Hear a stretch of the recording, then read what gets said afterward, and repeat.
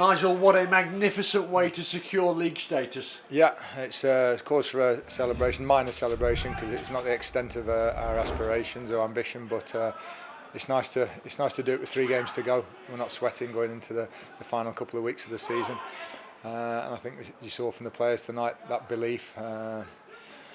The way that we played and the way to do it was brilliant. I thought we controlled the game from start to finish. Yeah, we saw it literally from the kick-off. Yeah, that's it. We said, let's set out and make sure our intentions are clear. We want to dominate the game. We want to score goals. And the only disappointing thing was it was 1-0 for so long, and then they had a little bit of encouragement just for a sort of a 5-minute spell with a couple of set plays. But apart from that, we could have scored 5 or 6 tonight. Yeah, particularly George Lapsley. He could have had a hat-trick by the hour. Definitely. Good chances. He scored a very good goal. Had a chance to get a shot off him after 30 seconds a minute of the game and tried to play Reedy, and we want him to be a bit more selfish there and really set the tone and get that shot off. But a great goal. That's timing of the run into the box from a brilliant cross from James Perch. Yeah, and Perch on the score sheet himself with possibly the best goal of the night. Yep. A fine strike from the edge of the box. Yeah, he's sort of very much enjoying it, I think, and the position at right back, whether he's centre half or right back, but he's got a licence to go forward, and he scored 1 and made 2 tonight, and I think was exceptionally good. And an assist for the 3rd? Yeah, well, so he says. He's trying to score, and then it's a miss hit across the face of the goal, but good for Ty to read it, and to be in there. It would be very easy to sort of let that one just drift across the face of the goal, but he's in there and he's got himself his 2nd goal of the season, so good for him. But Perchy definitely says he meant it. What components led to tonight's win, Nigel? Because let's face it, this was pretty much as comprehensive a victory as they come. Yeah, I just think a good, solid team performance. Everybody doing their jobs. Everybody played well tonight. I think the confidence and bit of relief that we got, although we weren't mathematically there, the result on Saturday sort of meant we were so close. So we can go out, enjoy, and that's how I want to play. When the pressure's on or not on, that's how we want to play. Aidan Stone, your goalkeeper, was so well protected this evening. Yep, back 4 again. He had a couple of saves to make on Saturday at Stevenage, but the back 4, very good. As well, going forward as well as defending as well. I thought we looked a threat from our set plays, and I think it's only a matter of time before the centre-half, Sweeney got one Saturday, it's only a matter of time before they get goals. Moving away from tonight, when you came in as manager in November, you made it crystal clear that the chief ambition was to secure league status for Mansfield.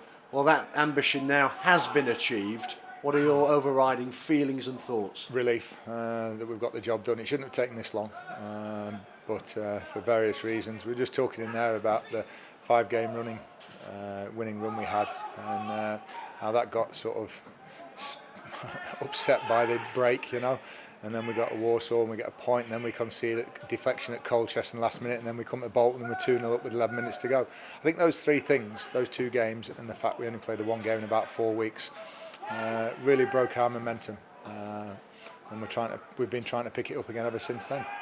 But just delighted that we're safe. As I say, we've got to emphasise it's not the extent of our ambitions. This is just very important. You've got to survive to be able to build for next season. In your heart of hearts, were there any doubts at all at any time that you might not make it over the line? Yeah, of course, you're never 100% certain, but I thought the fact that we lost so few games, which is important as well. We didn't win enough, but we should have, we deserved to and should have won more, but we weren't losing. So you keep those points, you keep the bottom 2 away from you, and then all of a sudden, if you can get a couple of victories, all of a sudden the gap goes to 14 points, very quickly. So it's a matter of sometimes staying unbeaten. Now that you are safe, Nigel, what does it allow you to do as manager in the final 3 games that perhaps you might not have done previously? Well, hopefully we talked about having a look at 1 or 2 or 2 or 3 of the young lads. Certainly Jamie Pardington we want to give a game to in the last 3 matches. James Clough, another one, being very patient this season. Trained, you see him out there running before games, after games. Jaden Charles, they're the main 3 that we'd like to have a look at. We'll certainly get Kellen back on the pitch for a bit more time, and Jason Law. Yeah, it was good to see and Keaton Ward coming on. It was good to see the youngsters at the end of the game tonight. And just away from this sorry, Steve, but we want to win. We're not throwing the last 3 games away. We want to win them. I told the players that after the game. And just moving away from this game tonight, Nigel, I know you're coming straight to us pretty much 10 or 15 minutes after the final whistle, but it's been a tremendous night for football because we're hearing that plans for the European Super League, which has dominated the news agenda, quite rightly so, in the last 48 hours, those proposed plans are crumbling at their very roots. What's your reaction to that? Good. So they should, and I'm not quite sure how it got this far. And the fact that the people that make these decisions don't anticipate the sort of reaction and backlash there's been, I think says an awful lot about how out of touch they are. I think many people will wonder what your dad would have made of all of this. You couldn't repeat it. You couldn't repeat it. It would have been very dismayed by how football's gone the last 20 odd years, with greed being the overriding factor. Has it saddened you as a man who's been in the game pretty much from the cradle? Football's changed immeasurably in the last, since the Premier League especially, and this sort of elitism, and the lower clubs are neglected now, and it used to be a much more of a sort of everybody looked after everybody in football, and I don't see that now. Back to here. Well done tonight. Thanks, Steve.